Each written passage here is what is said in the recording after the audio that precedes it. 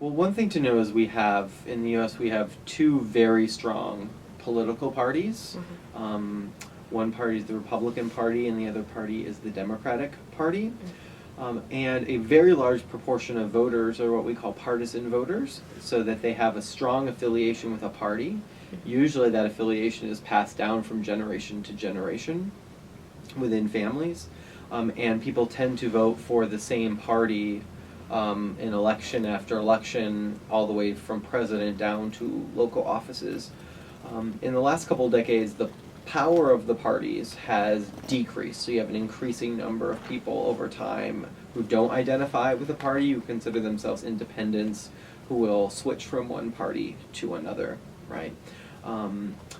The histories of the parties is kind of complicated because they both today somewhat stand for different things than they stood for when they were originally founded.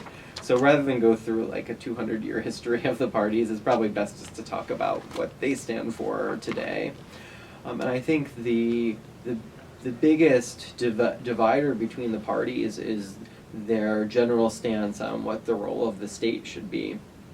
So the Democratic Party is much more supportive of a state that's more involved in things like economic planning, providing assistance, economic assistance, and other kinds of assistance to people. It's somewhat more skeptical of free markets.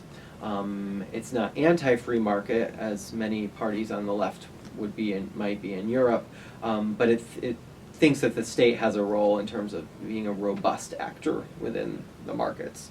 The Republican Party, on the other hand, is much more focused on the sort of the rights of the individual, much more skeptical of the state, generally not accepting to the state being very involved in things like economic planning or having a really strong social welfare net.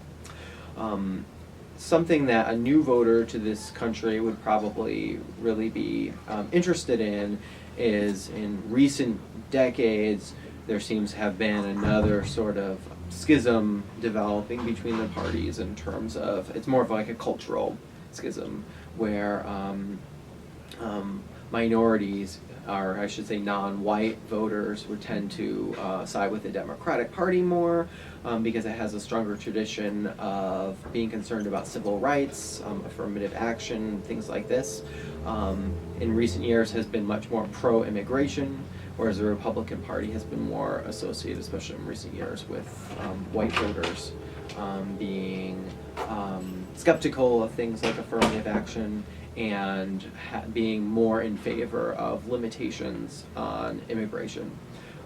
That's a somewhat new development, and as recently as maybe 2 decades ago, the parties would have been much more sort of scrambled in how they feel about immigration, because there was a large contingent with the Democratic Party that was very sort of economic isolationist, very affiliated with unions and labor, for example, that would have been skeptical about bringing in immigrants.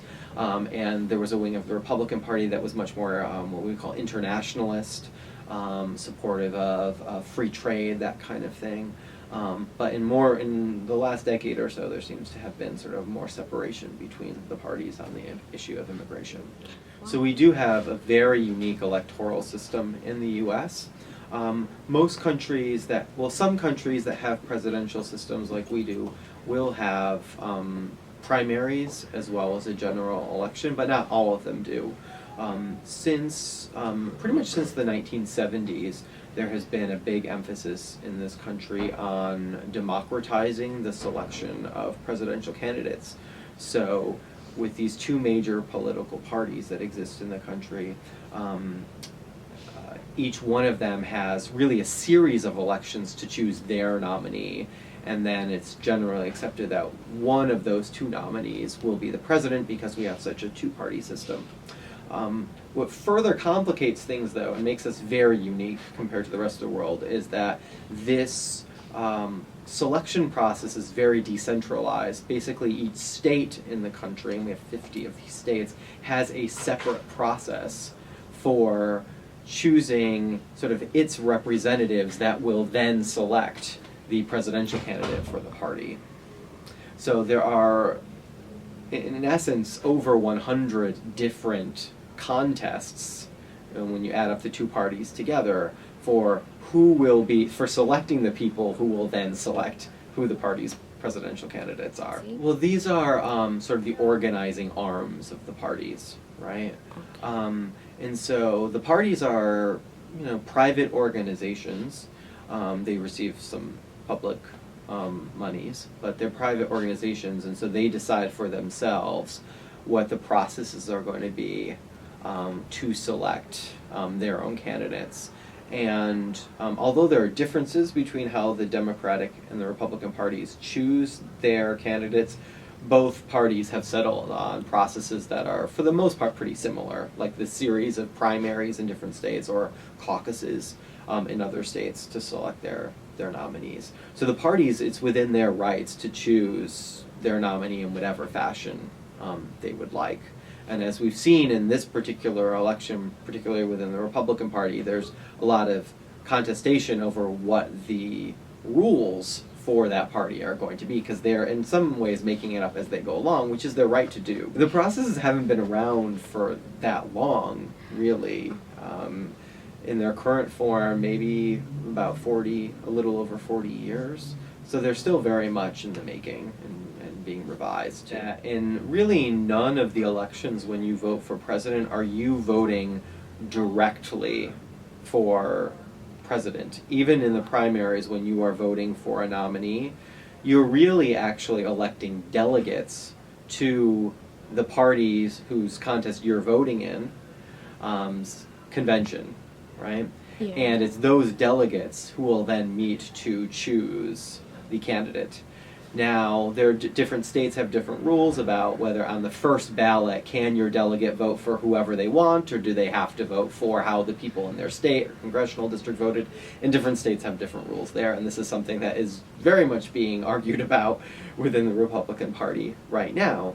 But then, once you even get to the presidential election, we really don't have a national election for president in this country. What we have is a series of 50 separate elections, one in each state. And really 51, you include the District of Columbia. And what you are doing is you're actually not voting for president, you're voting for electors. And each state has a different number of electors. And then the plurality winner in that state, whichever candidate gets the most votes, electors that are affiliated with that candidate will be the ones selected. And they will actually meet separately. It's usually a little over a month after the general election. They meet separately to cast the official ballot. They're the official votes for president, and those votes are actually opened in January in front of the Congress and counted there. It is extremely rare that an elector would not vote for the way his or her state basically said they would vote. So if I end up being an elector for Hillary Clinton, for example, if my state, a plurality of the voters vote for Hillary Clinton, and as an elector for Hillary Clinton, I'm selected to actually cast one of these real votes, it's extremely rare that I wouldn't vote that way, although it's not unheard of. And in most states, there's actually no law that says I have to vote the way that my state, the voters of my state essentially said I should vote. In some states, they do have a law that says you are bound to vote the way the plurality in your state voted, but in most states, there's no such rule.